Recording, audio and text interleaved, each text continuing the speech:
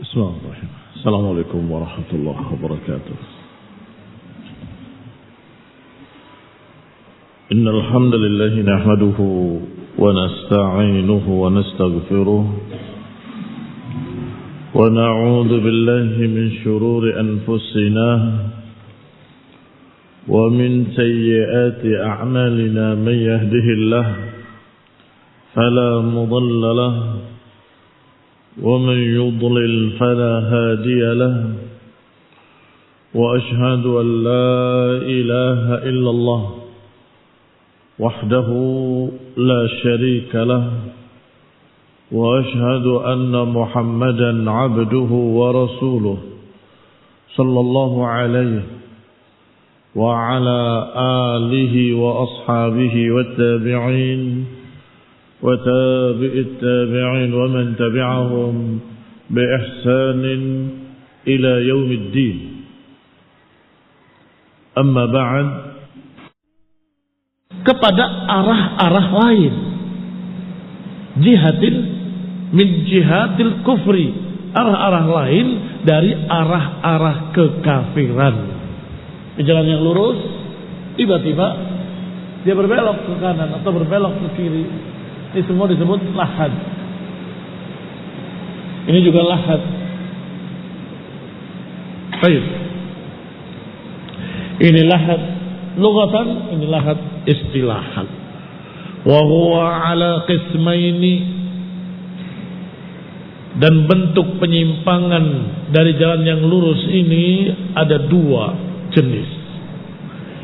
Yang pertama, al-ilhadu fi asma'illahi subhanahu wa ta'ala. Al-thani, al-ilhadu fi ayatihi subhanahu wa ta'ala. Yang pertama, ilhad dalam masalah nama-nama dan sifat-sifat Allah. Yang kedua, ilhad dalam masalah ayat-ayat Allah subhanahu wa ta'ala.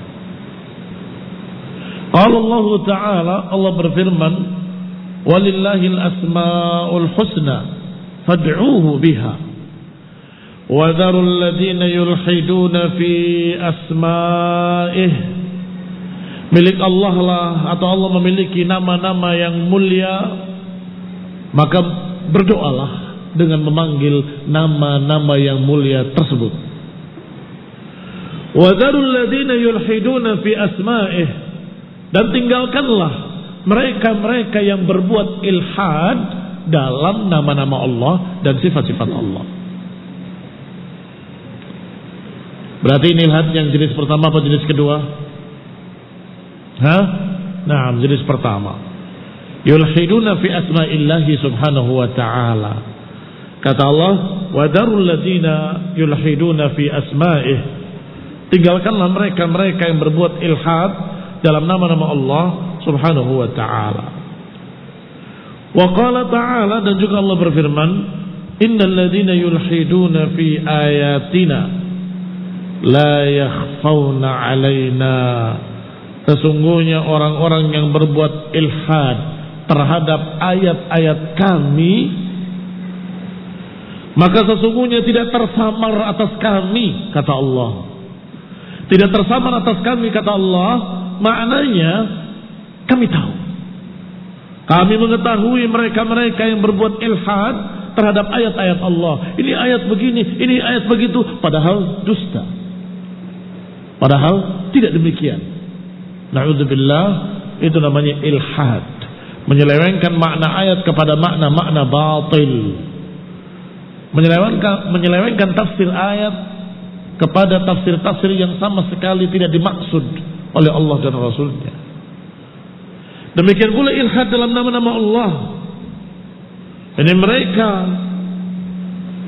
menyelewengkan ayat-ayat Allah dan menyelewengkan nama-nama Allah. Dirubah namanya, diganti namanya, ditolak namanya, ditentang namanya, ditafsirkan dengan makna lain, ditakwilkan, diseret ke sana kemari. Ini semua ilhad. Dua-duanya dilarang. Yang satu dengan ayat Allah, walillahil asma'ul husna fad'uuhu biha wa dharul ladina yulhiduna fi asma'ih. Yang kedua, innal ladzina yulhiduna fi ayatina la yakhfauna alaina.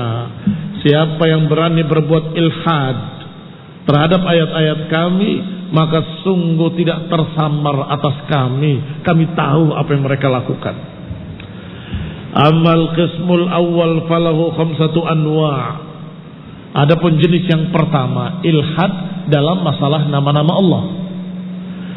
Ada 5 bentuk. Ada 5 bentuk. Ilhad bentuk pertama, ta'tilul asma'i an ma'aniha wa jahdiha. Pertama, ta'tilul asma', menolak nama-nama Allah. Apakah menolak makna-maknanya atau menolak sifatnya, namanya secara langsung? Berarti jenis pertama ta'til.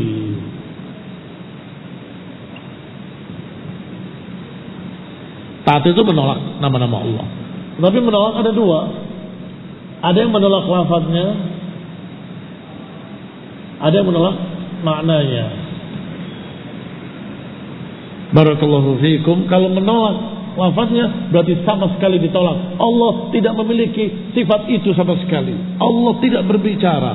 Allah tidak memiliki sifat kalam. Allah tidak mungkin turun ke dunia. Allah tidak mungkin turun ke langit dunia. Allah tidak memiliki sifat nuzul. Ja'a, Allah tidak memiliki sifat maji. Ditolak semuanya. Atau menolak maknanya, walaupun lafaznya diterima. Lafaznya diterima tapi maknanya ditolak. Itu juga sama penolakan. Berarti bentuk ilhad terhadap nama-nama Allah. Bentuk pertama dengan menolaknya. Kedua, an yusaf bin naqais. Bentuk kedua dari ilhad terhadap nama-nama Allah adalah mensifati atau menamai Allah dengan sifat-sifat kekurangan atau nama-nama yang tidak pantas baginya. Contoh seperti Yahudi yang menyatakan Allah istirahat di hari Sabtu, lelah. Astagfirullah. Allah disifati dengan lelah. Kata Allah, ma massana min lughub. Kami tidak disentuh kelelahan sama sekali. Tidak pernah lelah, tidak pernah capek. Maka yang mensifati Allah dengan lelah itu ilhad, jenis kedua. Mensifati Allah dengan sifat yang tidak pantas. Bentuk ketiga dari ilhad terhadap nama-nama Allah, tamtsilu sifatihi bi sifati khalqihi. Menyamakan sifat Allah dengan sifat makhluk. Bahwa Allah berbicara seperti kita bicara. Astagfirullah. Ini ilhad. Allah memiliki tangan seperti kita punya tangan. Na'udzubillah, itu ilhad. Penyelewengan sifat-sifat Allah dan nama-nama Allah. Allah tidak mungkin sama dengan makhluk. Maka sifatnya pun gak akan sama dengan sifat makhluk. Nama-namanya pun tidak sama dengan nama-nama makhluk. Maka barakallahu fiikum, kalau dikatakan Allah punya tangan, tetap tangannya tidak sama dengan makhluk. Allah turun ke langit dunia, turunnya juga tidak seperti turunnya makhluk, dan seterusnya. Maka ilhad yang ketiga adalah tamtsil, menyerupakan Allah dengan makhluk. Yang keempat, tasmiyatuhu subhanahu bima lam yarid wa la yaliqu bihi. Kalau nomor 2 tadi mensifati dengan sifat-sifat yang tidak layak baginya. Yang keempat, menamakan dengan nama-nama Allah tetapi namanya dengan nama-nama yang tidak pantas baginya. Itu juga ilhad. Kalau mensifati, Allah disifati dengan lelah. Kalau menamakan, Allah dinamakan dengan nama yang jelek, yang tidak pantas baginya. Itu juga ilhad. Yang kelima, istiqaqu asma min asma'ihi subhanahu li ba'dil makhluqat. Yang kelima adalah mengambil nama-nama Allah untuk nama makhluk. Ini kurang ajar lagi dan termasuk ilhad dalam nama-nama Allah. Istiqaqu asma'in min asma'ihi subhanahu, mengambil nama-nama Allah untuk nama-nama makhluk, li ba'dil makhluqat. Ikhwan fillah a'azakumullah. Misalnya makhluk dikasih nama Ar-Rahman, enggak boleh. Yang boleh Abdur Rahman, hamba Allah yang Maha Rahman. Enggak boleh seseorang dinamakan Allah. Nama siapa anaknya? Allah. Enggak boleh. Harus Abdullah, hamba Allah.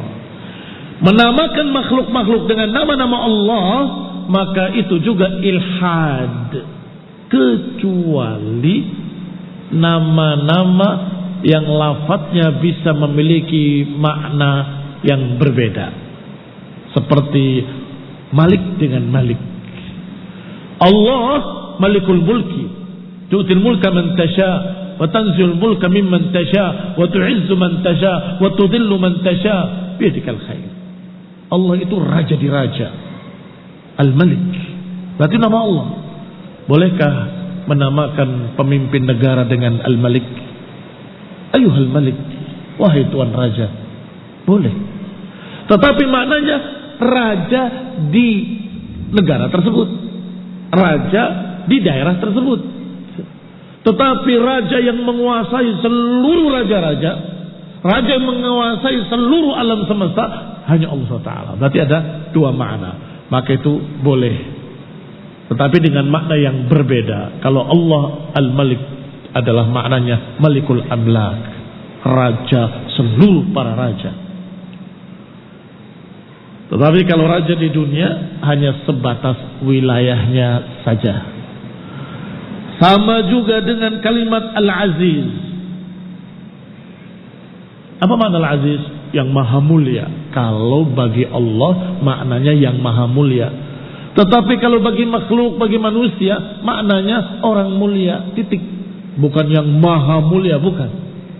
Contohnya Allah sendiri menyebutkan dalam Al-Quran tentang istri raja yang menggoda Nabi Yusuf alaihissalam. Apa Allah sebut? Wamra'atul azizi turawidu fataha. Istrinya Al-Aziz mengganggu budaknya, maksudnya Nabi Yusuf alaihissalam. Baik. Allah sendiri menyebutkan raja tadi dengan Al-Aziz, wa imra'atul aziz, istrinya Al-Aziz. Jelas maknanya bukan mulia yang maha mulia, tapi mulia di kalangan mereka sebagai raja. Titik. Berarti dengan makna sempit. Tapi kalau bagi Allah Al-Aziz, maknanya yang sangat luas. Allah maha mulia di seluruh alam semesta. Baik, berbeda makna. Tetapi kalau yang khusus seperti lafzul Rahman, lafaz jalalah Allah dan sejenisnya, maka itu tidak boleh dipakai untuk makhluk. Kalau dipakai untuk makhluk namanya ilhad. Pertanyaannya, apakah termasuk ilhad mentakwilkan nama-nama Allah dan sifat-sifat Allah? Hah? Masuk apa enggak masuk? Masuk. Kok enggak ada di sini? Yang 5 ada. Di pertama ini menolak lafaz atau menolak makna. Kalau menolak lafaz jelas menolak sifatnya sama sekali dan juga maknanya. Tetapi kalau menolak makna, lafaznya diterima tetapi maknanya diselewengkan. Ya memang ada sifat yadullah, kita terima itu sifat Allah yad, tapi maknanya lihat, bukan tangan. Yang ditolak maknanya, dan itu ta'til, ta'tilul makna. Sehingga barakallahu fikum, itu semua termasuk ilhad. Wa ammal qismu tsani fa'ala naw'aini. Adapun jenis yang kedua, maka ada 2 jenis juga. Yang tadi 5 jenis, yang ini 2 jenis. Al-ilhad bi ayatihil kauniyah. Pertama, ilhad terhadap ayat-ayat Allah yang sifatnya kauniyah. Ayat kauniyah maknanya adalah apa yang Allah tunjukkan kekuasaannya pada ciptaannya. Allah tunjukkan kekuasaannya, Allah tunjukkan kebesarannya, Allah tunjukkan keilmuannya, Allah tunjukkan kehebatannya pada ciptaannya. Itu ayat-ayat Allah, ayat-ayat tanda-tanda kebesaran Allah, tanda-tanda kekuasaan Allah. Seperti matahari, bulan, bintang, dan gunung-gunung. Baik, kalau yang semestinya orang-orang yang melihat bintang-bintang, bulan dan sebagainya akan berkata Subhanal Khallaq, Maha Suci Allah yang Maha Pencipta, kan begitu. Wal ilhadu fiha, adapun para mulhidin bi an yansibaha ila ghairillah, para mulhid yang berbuat ilhad dalam ayat-ayat Allah kauniyah, mereka menisbatkannya kepada selain Allah istiqlalan atau musyarakatan atau i'anatan. Menisbatkannya kepada selain Allah, apakah istiqlalan, berdiri sendiri? Oh, bulan itu memiliki kehebatan sendiri tanpa diciptakan oleh siapapun. Bulan itu begini-begini memiliki kekuatan dan seterusnya, bukan diciptakan oleh siapapun. Demikian pula bintang-bintang dan seterusnya. Atau musyarakatan, atau bintang dengan bulan dengan ini bersama-sama membentuk ini dan itu. Wa qad nafallahu hada, dan Allah telah nafikan semua itu. Atau ada yang berkata bahwasanya memang Allah yang menciptakan, tapi dibantu oleh ini, dibantu oleh itu. Tidak, Allah tidak perlu bantuan siapapun. Maka Allah katakan dalam ayatnya, qul id'ul ladzina za'amtum min dunillah la yamlikuna mithqala dzarratin fis samawati wala fil ard wama lahum fiha min syirkin wama lahu minhum min dhahir. Kata Allah, katakan, panggillah semua yang kalian anggap, yang kalian seru selain Allah. Mereka itu tidak memiliki sebiji darah pun di langit ataupun di bumi. Dan mereka bukan pendukung, bukan pula sekutu dalam memilikinya. Dan juga Allah tidak memerlukan dhahir, pendukung, bantuan. Artinya yang menganggap bahwa matahari, bulan dan sebagainya itu tercipta dengan sendirinya, mulhid. Yang menyatakan bahwa semua ayat-ayat kauniyah ini terjadi karena Allah dan karena ini dan karena itu, berarti juga mulhid, menganggap bersama-sama dengan Allah menciptakan benda-benda tadi. Atau dimiliki oleh Allah, dimiliki pula oleh yang lain. Ada sekutu-sekutu dalam memiliki, itu juga mulhid.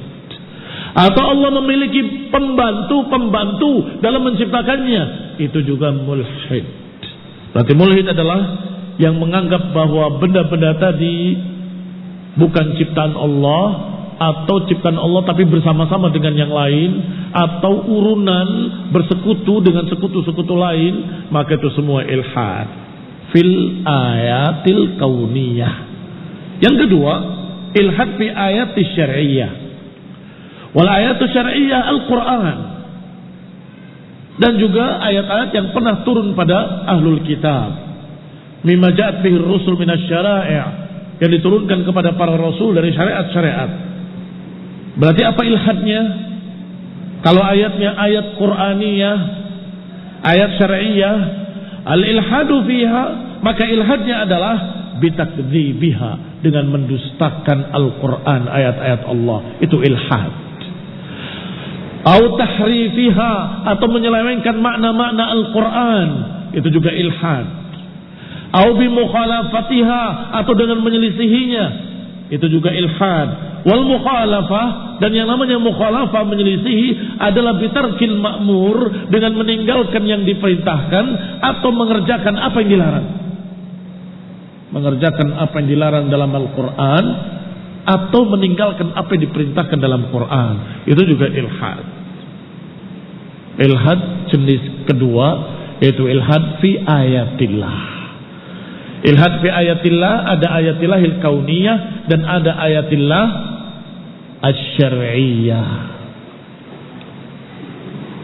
Naktafi bi hadzal qadr, barakallahu fikum wa sallallahu ala Muhammadin wa ala alihi wa ashabihi wa sallama tasliman katsira. Subhanakallahumma bihamdik asyhadu an la ilaha illa anta astaghfiruka wa atubu ilaik. Wassalamu alaikum warahmatullahi wabarakatuh.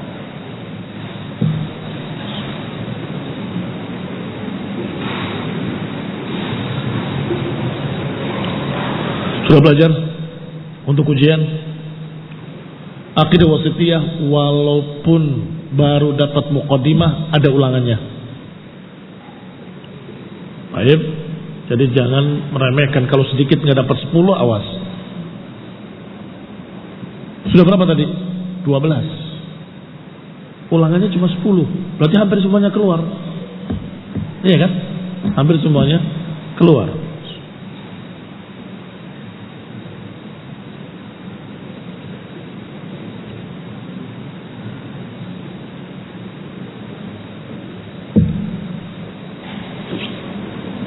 Kelas berapa saja yang ikut Aqidah Wasithiyah? 11, 12, 10 enggak? Kalau Aqidah Fathul Majid sama 11, 12. Kalau Umdatul Ahkam 11, 12 juga. Baik.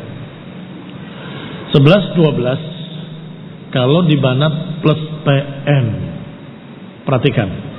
Jadi TN Marbiatun Nisa tidak ada ulangan Aqidah Thahawiyah, adanya Fathul Majid. Dan juga tidak ada ulangan Manhaj Naqtur Rijal, itu hanya di TD saja. TN tidak ada karena diganti dengan pelajaran lain yang berkait dengan kewanitaan. Baik. Tetapi kalian Banat dan TN ikut Fathul Majid dan ikut Aqidah Wasithiyah dan ikut pula Umdatul Ahkam. Jangan lupa itu. Soalnya sudah jadi, sudah dicetak, sudah siap, tinggal dibagikan pada tanggalnya. Ya. Perlu kisi-kisi? Perlu? Masya Allah. Untuk Aqidah Wasithiyah dan Umdatul Ahkam, pertanyaan-pertanyaannya hampir tidak semuanya, hampir semuanya ma makna lughatan wastilahan. Apa hukumnya? Dalil. Ma makna lughatan wastilahan. Apa hukumnya? Dalil. Apa hukumnya? Dalil. Baik. Sedangkan Fathul Majid hampir semuanya dalil-dalil. Maka kalau kalian hafalkan semua dalil-dalilnya, insyaallah 10 nilainya. Ada pertanyaan? Mulainya sudah kalian ketahui dari semester pertama sampai semester kedua. Tetapi yang paling banyak 50% lebih di semester kedua, atau 50-50 wallahu alam. Yang jelas dari awal kita belajar sampai belakang kalian pelajari dan kalian hafalkan dalil-dalilnya, apalagi yang hafid-hafid Quran, Masya Allah, tinggal ditambah dengan hadis-hadisnya. Tinggal ditambah dengan hadis-hadisnya. Paham? Ya, sedikit tapi yang bersatu. Kenapa? Mana? Barakallahu fiikum. Untuk ngetes kalian apa yang semester 1 lupa apa nggak lupa, begitu. Karena ini ujian akhir. Kalau semester 1-nya kalian nggak ada yang bisa lupa semua, itu insya Allah nilainya masih bagus, 7 ke bawah. Susah untuk dapat 10. Ya. Barakallahu fiikum. Sehingga siap-siap sajalah. Sudah dikasih bantuan kisi-kisi, pokoknya makna, lughatan wastilahan, dan hukum-hukumnya. Kemudian dalil. Apa hukumnya? Dalil. Apa hukumnya? Dalil. Apa hukumnya? Dalil. Baik. Maknanya secara bahasa, secara istilah, apa hukumnya? Dalil. Siapkan kertas folio 4 lembar. Gak nyampe. Gak nyampe. Ada pertanyaan lain? Jazakumullah khair. Allah ibarik fiikum.